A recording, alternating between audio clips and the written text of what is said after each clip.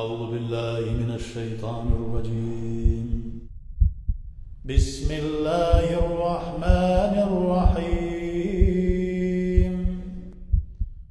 الحمد لله رب العالمين الصلاة والسلام على رسول الله محمد وعلى آله وصحبه أجمعين Allah subhanahu wa ta'ala hayırlı günler, durmuşlar nasip etsin her birimizge de. İlk günlerimizge tanıştık. Tenlerimizge selametlik, ailelerimizge bereket, gönüllerimizge mağrifet nasip etsin.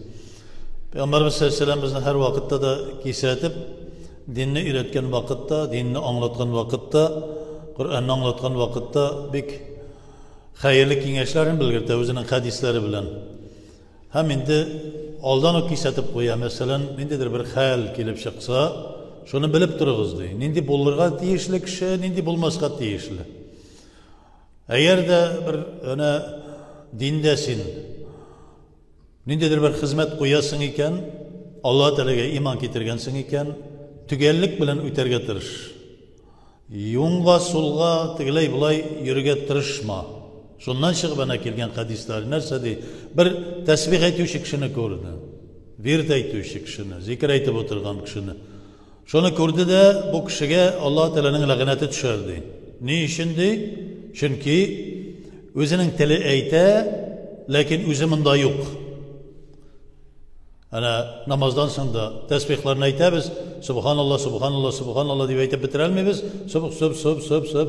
Nersedir? Tavuk şüplegen kebikine eytebiz. Şundi turlarda eyte. La ilahe illallah diye eytir getirişabiz. La ilahe nersedir eytebiz. Allahu Ekber diye eytir getirişabiz. Dağın ok. Nersedir eytip. Nersedir imiştir. Eytken gibi bulabız, lakin bunda yok. Şuluk vakitte yani şundi kişilerge lağnet düşsün diye Peygamberimiz sallallahu aleyhi ve sellem eyte. Ne işin özünün tili tesbih eyte, özünün tili zikir eyte, lakin özünün fikri Allah koylarda jürüyor, özü bunda yok diye. Bir kat ettirip kesildi. İki gününü bir itken kişini helak buldu diye. Allah Teala'nın lağneti düşe. İki gününü bir itken. Kişeğinki günge qarata ihlaslığı bugün günde artmagan, gilimin arttırmagan, İslam dininde tırışmagan, nindedir bir üsüş bulmagan dinde. Kişi de şulaydı, bugün de şulaydı. Güngüne bir her günnesin ikinci günde bir harf güne bilen öğrenip güne bulsa da Allah'a gitti gerekti. Onlarga lağnet buladı. Çünkü iki gününü birge işlegen. Yarar. Kayberler şunday dereceye gelip jete, bugün okumadım endi. Ertege okurım lan namazımı. Kaza kılırım lan. Andiler de var. Andiler torunda da aytı. Şulay Peygamberimiz sallallahu aleyhi ve sellem aytı, bugünkü günge qarata İgirtegesi gününde tübenirek bulgan Allah Teala lağnet kılırdı. Yani sen bugün nersedir işleysin iken, ertege senin zayıfrek bula. Ya ki kişesin şu kadar ihlaslık işledin, nersedirsin okudun, bugün şunu okumadın, işlemedin. Dinde mesela. Beş tapkır namazını vakitinde ütep baradırın, sen dünyaya aldanıp, vakitinden keşiktirip indi, ikinci namaz vakiti, bir namazın vakiti bitken, ikinci namazın vakiti gelip girir, dereceye kadar suzasın, bile durup suzasın. Degi meşgul bulup tügül, nedir bir guzurlu, deyişle bir sebep bilen tügül, şunun bilen. Cahillerden Allah-u Teala'ya sığınamdı. Yani nadan kişiden Allah-u Teala'ya sığınam. Ya Rabbim şulardan sakladı. Ne işin cahillik neydi? Çünkü kişi gün sayın ayttık yani bir güne harip olsa da öğrenip alga getirge deyiş. Kur'an'ı öğrenemi, dinden öğrenemi, Allah-u Teala özünün süyüklü bendesine nersedi? Peygamberimiz sallallahu aleyhi ve sellem aytı, süyüklü bendesin, Allah-u Teala özüne, Allah-u Teala'ya hoş gelgen bendesin, onlara tiren dini ilimni biredi. Fakih kıla. Şu tiren ilimni bire. Yani ol meseleni de bilgirdi. Namaz okuşu kişini göre de Peygamberimiz sallallahu aleyhi ve sellem aytı, şulay yok. Kıyamda durgan kişini aytı. Allah saklasın bu kişiden de. Ne işin? Şulay yok. Namazı namazını okuy, fikri mında tügül.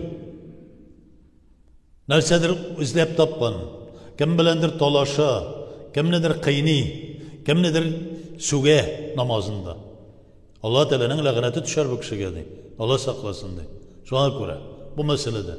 Dinin efeti iki nerse dedi.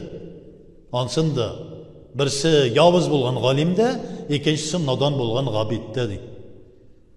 Alarını görede nadan bulgan gabitni bilemiz, yani dinni yokka çıkartırgan müctehidun cahilin. Bir katı tırışa turgan bilimi bulmagan kişi. Bilimi yok, dinde bir nersesi yok, lakin ol bir katı tırışa. Teginden işitken, bundan işitken, hem şunun bilen dinini buzar. Bu dinini buzatırgan kişiler. İkincisi yavuz galim. Gilimi bulatırıp da nersegedir, ya ki korku yüzünden, ya ki yalagaylanu yüzünden, ya ki mal yüzünden yerip gitip şuşnarga kimdir? Ya ki mal bile, ya ki korkuta, ya ki bahasga kirashsi kelmey, anlatası kelmey, ya ki tutası kelmey yalqavlıktan şunu dürüst gilimni gamelge koymay. Bulgan üzündeki dürüst gilimin gamelge koymavşı galimler bugün şaktıyandılar. Ne için? Nersege bahaslaşıp yatayım, nersege sporlaşıp yatayım. Tegilay falan fesmeten bütün dünyası her bir türlü bara, min de şulay baram deyip bana göreviz türlü illerde hatta halak buldu din. İller hatta. Müslüman bulgan, Müslüman köpçilik teşkil etken iller harap buldu. Şulugana Suriye'nin qarık. Yerip gittiler de adamlarga, bid'atçilerge, ömür baqi bargan şuşu olu ilimni taşladılar. Peygamberimiz Aleyhisselam'ın Şam'a bereket bulsun, Yemen'e bereket bulsun diyen duası var. İnşallah bereket gelir. Lakin anda şu ulu Hanefi mezhebinde bulgan, Şafii mezhebi bulgan ulu galimler bid'atçi bulgan mezhep gerek mi diyen kişilerge yerip gitip il harap buldu. Bir köbiller sanıp gitsen. Şuşunun turundaki kisette Peygamberimiz Aleyhisselam muhlis gabitqa Allah Teala'nın lağneti değil. İhlastan gıybet kılışıga. Niçin ihlastan gıybet kılışıga şulay lağnet değil Peygamberimiz Aleyhisselam? Çünkü ol gıybet bilen Allah Teala'nın cennetine kirem deyip gıybet kıladı. Allah Teala Kur'an Allah Subhanahu Teala'nın neyin kitire? Peygamberimiz Aleyhisselam Allah Teala'nın rahmeti turunda bir hadisini kitire. Cennetke gıybet kılıp kirmilerdi.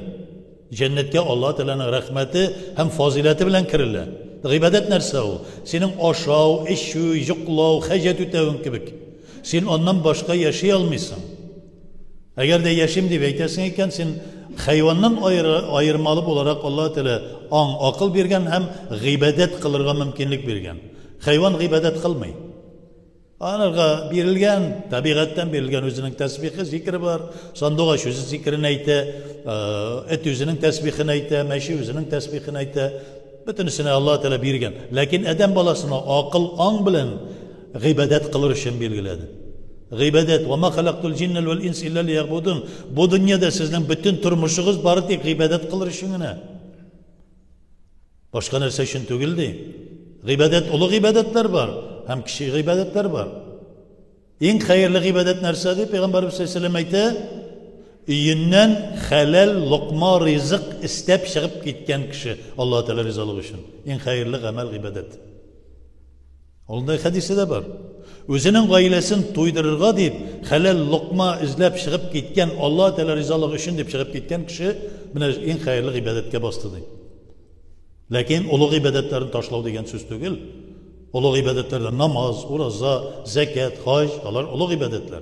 Bu kişini kişi ite turgan ibadet. Lakin sen men ibadet kıldım, men namazda kıldım, men uraza tuttum da men cennetli buldum deyip aytırlık tügül. Allah subhanahu teala özü bilüşü. Allah Teala'ga aytamiz, ya Rabbim kabul et deymiz. Kabul eter. Eğer şiğin var iken kabul etmey. Eğer şiğin yok iken Allah Teala kabul eter deyip Allah subhanahu teala kabul eter. Ne için? Ana gayinde zanni gabdi. Yani benim kulum benim turunda nişik oylay men şun dedi. Allah Teala ceberlevşe deyip oylaysın iken Allah subhanahu teala seni ceberli turgan bola. Allah Teala'nın rahmeti king, rahim şefkatli deyip sen oylaysın iken Allah Teala turunda o sana rahim şefkatli hem merhametli.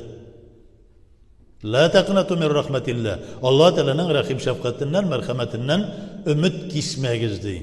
Ana şu meselelerini Allah subhanahu teala'nın Resulü bizge bilgirdi. Yani nerse turunda ayta umumlaştırıp aytkanda g'ibadat qilgan vaqtda zikr tasbihmi ol, urazami ol, namozmi ol, hajmi ol yoki turmushda nimadir bir ish xizmat qo'yabizmi dunyoda boshqa kishilarga foydali bir ish qo'yamiz ekan, barisida birinchidan bari tek Alloh taolo rizoligi uchungina bo'lsin. Ana bilimi bo'la turibdi, bid'atchilarni hurmatlab, ularga labbayka qo'yib, qo'l chabib yurgan kishilarga la'nat bo'lsin deydi. Chunki Muhammad sallallohu alayhi vasallamga indirgan narsani Qur'oni Karimni yengil tutalardi.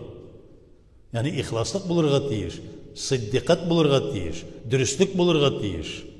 Bir narsaga qaramaycha Alloh taolo bor, biz qullari bor. Alloh taolaga ibodat qilish uchun yetirildik. Bir narsaga qaramaycha Alloh taolaga ixlosdan ibodat her bir işimiz bilen. Dünya işini işlesek de Allah Teala rızalıq için, şursa dini işlerde bizde de Allah Teala rızalıq için, bir nidi kişi için, riya için, falan için tügül. Kişiye kürsatır için tügül, maktanır için tügül. Ne şunu eğitti Peygamberimiz sallallahu aleyhi ve sellem. Allah subhanahu teala her bir bizge de hayırlı, doğru bir Allah Teala'nın kulları bulurga nasip etsin. Bu dünyada da ya Rabbim bayırlık nimet hasenetlerini verip giresi dünyada da nimet hasenetlerini ver. Adaştırma, sataştırma ya Rabbim. Türlü bid'atlerge, türlü kabahatliklerge kirtme.